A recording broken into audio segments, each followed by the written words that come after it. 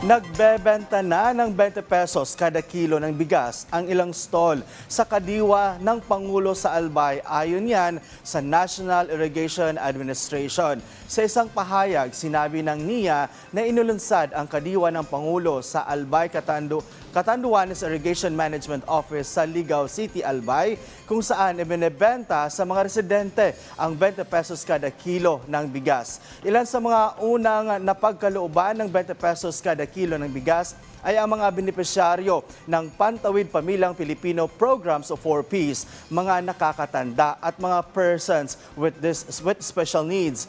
Ang mga regular naman na mga customer ay nakabili ng bigas sa halaga ng 35 piso kada kilo. Maliban pa sa murang bigas, ibinebenta rin sa kadiwa ng Pangulo ang iba't ibang prutas at gulay, pati na rin ang ilang kakanin at iba pang farm products sa abot kayang halaga. Dagdag pa ng NIA, ito rin ay inisyatiba ng pamahalaan na tulungan ang mga Irrigators Association na ibenta ang kanilang mga produkto sa direkta sa mga customers upang maging accessible at mas mura ang pagkain sa mga naghihikahos na individual.